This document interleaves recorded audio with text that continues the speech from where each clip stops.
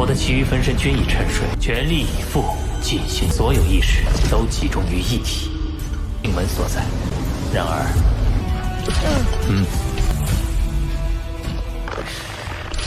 是比亿万件重宝，是比亿万件重宝还难。我人类之中，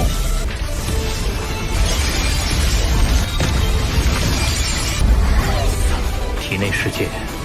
Halo kalian semua, selamat datang di channel Donghua Master. Bagaimana kabar kalian semua? Mimin harap kalian semua baik-baik saja. Dan pada video kali ini kita akan melanjutkan alur cerita dari serial Donghua Suelesar episode ke-210, yang dimana pada cerita sebelumnya Lofeng mendapatkan kapal di sana, yaitu harta dari salah satu gunung yang berada di ruangan harta yang merupakan kategori harta tingkat tinggi. Dan singkatnya tubuh klon ketiganya Lofeng telah lahir, yaitu klon Ocean Remote, dan singkatnya juga Lofeng meningkatkan genetik dari klon Ocean Remote dan juga seluruh tubuhnya menggunakan volume 9 kekacauan yang sampai pada akhirnya membuat tubuh Ocean Remote-nya Lofeng naik genetik sampai ke tahapan 10.081, yaitu genetik sempurna, yang karena hal tersebut membuat Lofeng mendapatkan hadiah dari hukum kosmik tertinggi, yaitu berupa teknik I'm the Universe, dan dengan teknik tersebut Lofeng bisa untuk membuat miniatur alam semestanya selama 9 menit setiap 10% dari energi divine Lofeng, dan itu merupakan inti cerita pada cerita sebelumnya. Kalau gitu pun sekarang langsung saja kita masuk ke bagian cerita terbaru. Cerita ini berlanjut dengan diperlihatkan Lofeng yang merubah tubuh Ocean Remote-nya untuk berubah menjadi lautan darah secara permanen, yang maksudnya ini merupakan tubuh asli dari Ocean Remote, yang tujuan Lofeng adalah untuk memperbesar dari lautan darah agar Lofeng bisa memiliki energi abadi yang melimpah. 虽然会失去一个容纳神力的巨大海洋， yang konsekuensinya tubuh asli dari Ocean Remote ia tidak akan bisa kembali berubah ke wujud dari humanoidnya, karena jika semakin besar lautan darah maka wujud humanoid tidak akan bisa untuk terbentuk. Tetapi Lofeng tidak masalah asalkan ia bisa memiliki energi abadi yang melimpah, dirinya akan melakukan hal tersebut. Yang setelahnya juga seluruh dunia internalnya Lofeng langsung dipenuhi oleh lautan darah yang sangat besar dari perubahan Ocean Remote.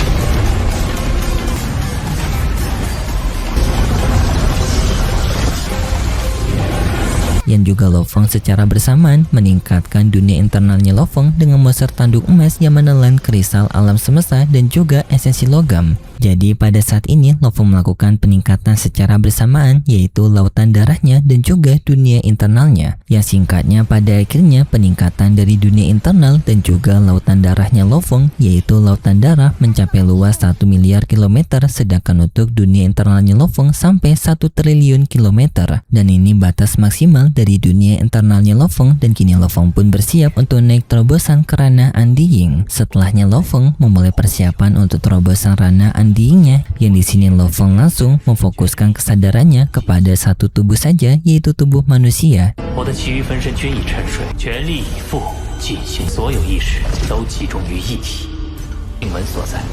然而。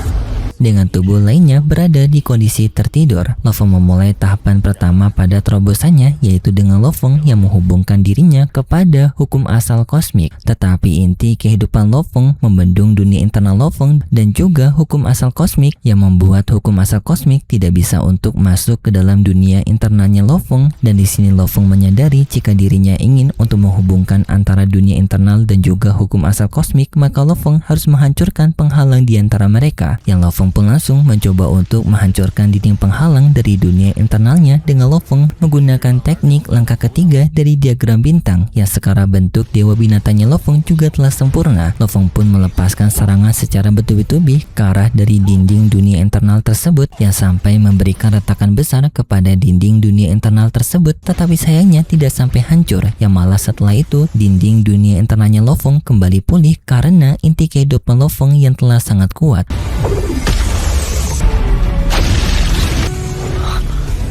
意境念力阵。 Hal ini pun seketika membuat Lo Feng telah gagal pada penerobosan pertama. Lo Feng merasa bingung kenapa hal ini bisa terjadi, padahal dirinya kekuatannya telah mencapai tingkatan dari Kaisar Andiing, serta pemahaman lainnya telah berada di puncak. Tetapi Babata memberitahu kepada Lo Feng bahwasanya alasan Lo Feng masih belum bisa melakukan terobosan ini karena gennya Lo Feng yang sudah terlalu tinggi, terutama gen dari Osharemot, yaitu sudah mencapai gen sempurna, yang juga karena inti kehidupan Lo Feng yang sudah berevolusi. Dan hal itu membuat Babata yakin alasan tersebutlah yang telah membuat Lo Feng kesulitan untuk melakukan terobosan ranah Andiing ini, yang artinya Lo Feng juga harus berusaha lebih keras lagi untuk bisa melewati kekuatannya sendiri.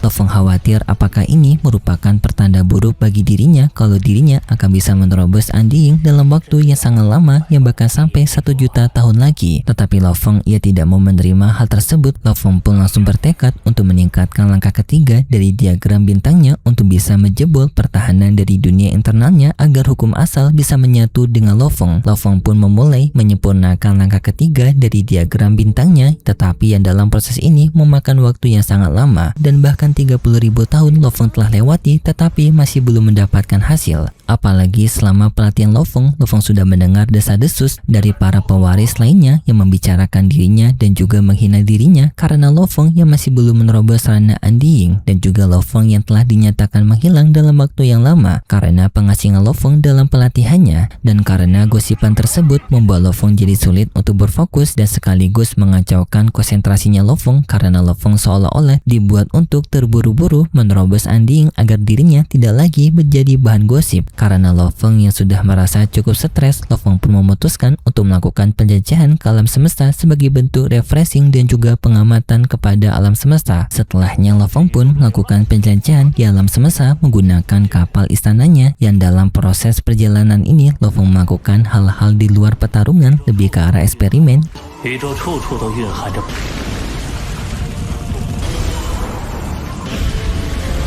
yaitu seperti berendam di bintang, menjelajahi planet-planet yang berbeda, yang semua itu Lo Feng merasakan adanya sesuatu hal yang berbeda pada dirinya, karena Lo Feng baru menyadari bahwasanya hal-hal sekecil apapun yang berada pada perjalanannya ternyata mengandung hukum kosmik fundamental dari hukum kosmik asal, yang hal tersebut semakin memberikan pemahaman yang lebih dalam kepada Lo Feng mengenai hukum asal kosmik, dari hal-hal yang sepele seperti tetesan embun dan sampai hal yang paling ekstrim yaitu tarikan dari lubang hitam. Mereka semua mengandung pemahaman dari hukum kosmik asal yang membuat Lo Feng semakin mendapatkan pencerahan mengenai hukum kosmik asal ini. Yang singkat cerita, pada akhirnya petualang Lo Feng telah selesai, yang hal itu juga membuat pemahaman Lo Feng semakin naik dan juga kekuatan mentalnya semakin meningkat, membuat Lo Feng sekarang lebih percaya diri untuk melakukan terobosan ranah Andiing. Apalagi kekuatan mental merupakan fondasi utama dari diagram langkah ketiga, yang secara tidak langsung maka teknik dari diagram langkah ketiganya Lo Feng juga telah meningkat karena penjelajahan sebelumnya. Lo Feng pun setelahnya langsung mempersiapkan diri untuk percobaan kedua dari terobosan ranah Andiingnya.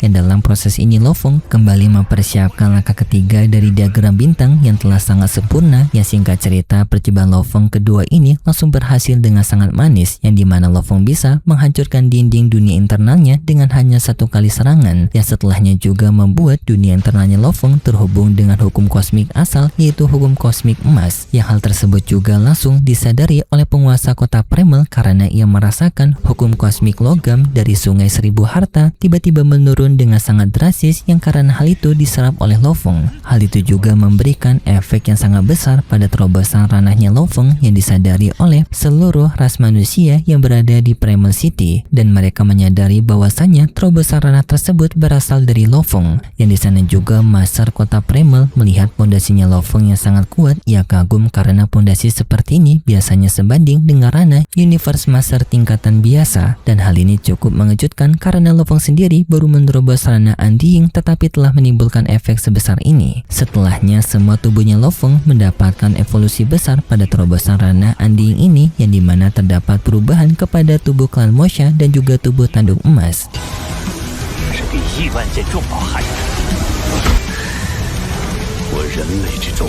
Yang tampilannya keren banget coy. penguasa kota Primal masih dibuat shock dengan peningkatan ranah andingnya Lo Feng, yang bahkan penguasa kota Primal mengakui bahwasannya ranah andingnya Lo Feng ini sangat dahsyat dan belum pernah ada ras manusia yang bisa melakukan pencapaian terobosan ranah anding seperti ini selain dirinya. Maka di sini Lo Feng dianggap oleh Master kota Primal bahwasanya Lo Feng merupakan ras manusia selanjutnya yang akan bisa untuk mengguncangkan ras lainnya. Dan setelah terobosan anding tersebut, dunia internal Lo Feng juga mulai runtuh karena peningkatan anding ini, dan Babata langsung menyuruh kepada Lo Feng untuk menghubungkan dunia internal Lo Feng ke alam eksternal agar dunia internal Lo Feng bisa berubah menjadi negara dewa. Lo Feng pun langsung melakukan proses itu dengan Lo Feng pergi ke pecahan dimensi, yang di sana Lo Feng menemukan adanya fragmen luar angkasa.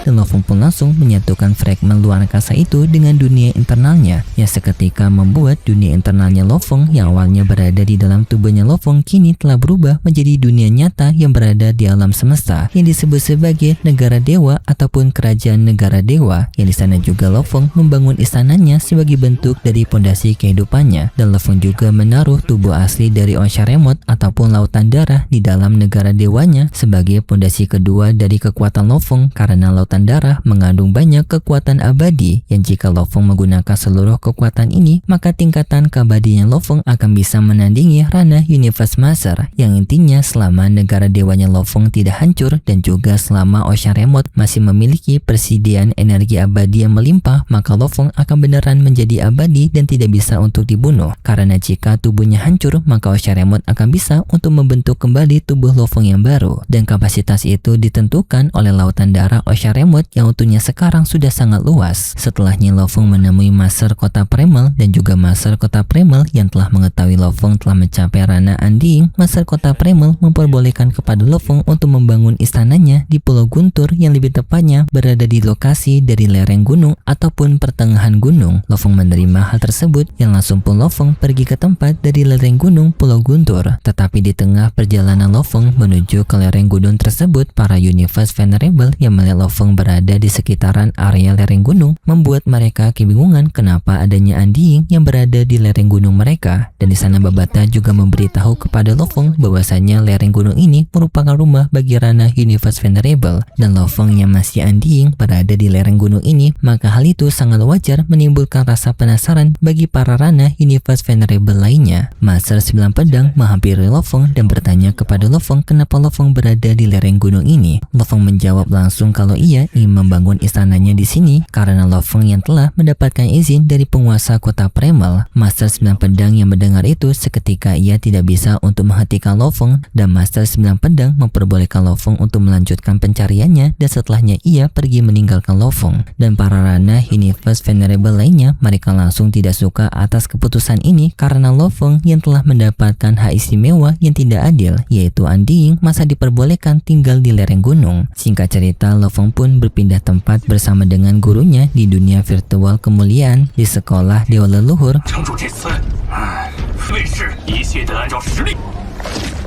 Yang di sana mereka ditemui oleh Fen Jiwang, yang Fen Jiwang mengakui kalau ia datang untuk memberikan ucapan selamat kepada Lo Feng karena telah mencapai ranah Andiying. Tetapi Lo Feng mengetahui adanya niatan lainnya dari Fen Jiwang, jadinya Lo Feng langsung bertanya kepada Fen Jiwang tujuan lain apa yang ingin diincar oleh Fen Jiwang. Fen Jiwang pun langsung mengatakan bahwasanya ia ingin mengajak Lo Feng melakukan pertarungan hidup dan mati, yang pertarungan tersebut dilakukan di dunia nyata. Yang seketika hal itu membuat para pewaris lainnya menjadi sangat kaget dengan tantangan yang telah diajukan oleh Fen Jiwang. Fen Jiwang juga tidak memaksa Lo Feng, tetapi Fen Jiwang yakin Lo Feng akan menerimanya karena jika Lo Feng menolaknya, maka hal itu akan menodai nama baik Lo Feng sebagai Kaisar Riverblade. Lo Feng pun menerima tantangan pertarungan tersebut, yang hal ini seketika membuat para pewaris lainnya menjadi kaget, dan kebanyakan dari mereka justru merasa khawatir karena berarti di antara Lo Feng dan juga Fen Jiwang hanya akan ada satu yang hidup, dan mereka masing-masing akan merasa kehilangan karena Fen Jiwang merupakan makhluk istimewa yang kuat dari sekolah Dewa Leluhur, dan juga Lo Feng merupakan jenius terhebat dari ras manusia. Jadi mereka masing-masing justru merasa khawatir jika kehilangan salah satu di antara mereka. Fen Jiwang pun memberikan arahan kepada Lo Feng, yang dimana ia memberikan koordinat kepada Lo Feng untuk mengenai lokasi pertempuran mereka nantinya. Dan setelahnya Fen Jiwang pergi dari sana sana, dan setelahnya juga Truyan bertanya kepada Lo Fong kenapa Lo Fong menerima tantangan pertarungan tersebut karena sebenarnya hal itu merupakan jebakan dari Fei Jiwang. Tetapi Lo Fong justru menganggap hal ini bukan jebakan bagi dirinya, melainkan hal ini merupakan kesempatan kepada Lo Fong untuk memberikan pembuktian kepada semua orang mengenai kekuatannya agar orang lain tidak lagi meremehkan kekuatan Lo Fong. Dan setelahnya cerita bersambung, dan untuk kelanjutan ceritanya kita akan lanjutkan lagi di minggu depan besok. Tetapi bagi kalian yang tidak sabaran dengan cerita terbaru, bisa tunggu di konten spoiler dari Donghua Singkat. Dan seperti biasa, Mimin mengingatkan kalau cerita ini merupakan dongeng fiksi yang bertujuan sebagai penghibur saja yang berasal dari karangan novel. Terima kasih buat kalian semua yang sudah menonton video ini sampai akhir. Jika kalian suka dengan video kali ini, bisa beri like serta subscribe, dan sampai jumpa di video selanjutnya. See ya!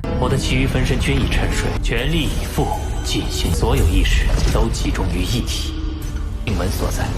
然而，